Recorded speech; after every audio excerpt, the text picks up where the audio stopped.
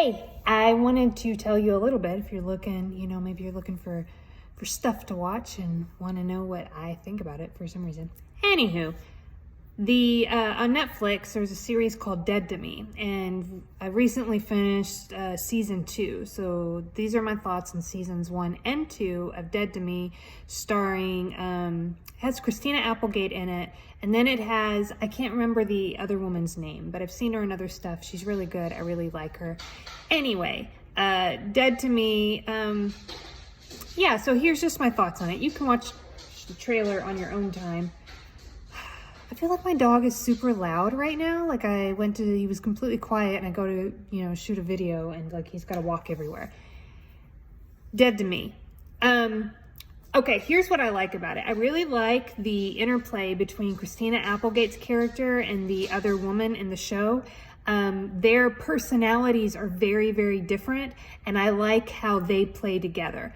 I would like a little more to Christina Applegate's character. I'd like, she's very hard and rough, and yeah, just and I don't know. I'd like it seems like a little too much to me. Like I don't quite understand why like she's so angry, but it's part of the movie, and maybe they have plans in later seasons too. But I've already seen 2 seasons, so I'm just saying. Anyway, I really like the interplay between them. James Marsden, I believe that's his name. He's been in the X-Men movies. Most recent movie I saw him in was Sonic the Hedgehog movie. He's in it, actually playing 2 different characters, and I really enjoy him. I think I really like the way he's playing the roles, and it's really good. And so, yeah, I would say overall, you know how I do in these, it's watchable. Without a doubt. Like, I have enjoyed it. I don't do well if there's like super high levels of violence, or if there's like really high levels of sex. And this, for me, doesn't have either of that. Both of those things exist within the context of what's going on and unfolding, but I just don't have to be assaulted by it. Like, it's not like in my face. Like, I'm like, okay, it happened, and then I'm more interested in the story. And I do feel like it has a good story, and I wanted to like follow along and be with it. Here's my knock on it. Season 1 had a lot of intrigue and some mystery to it. And I feel like when they got to season 2, we don't have that anymore. And I'm not really here for things that are just dramas. If it's just like a relationship drama, I'm not really here for that. Like, I got enough drama in my own life. I don't need to watch other people like going through it, especially if they're just going through it. It's completely different if I'm looking at it and I'm like, oh, there's something I can learn from this. There's a universal truth in this. There's like whatever. I just had, by the end of season 2, I was kind of like, are we just getting into like a relationship drama? Like, oh, like they kissed and now they're dating, but they can't date. And oh, she was dating this other person who's now in your life back over here. Like,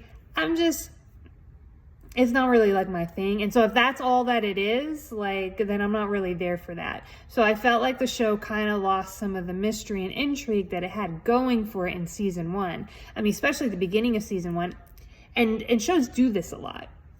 I mean, what really set like a TV series like Lost apart is that they kept like that kind of mystery and intrigue like going for so long, and used the characters' relationships to give it depth and emotion, and so that you were invested in it, but you still got the intrigue.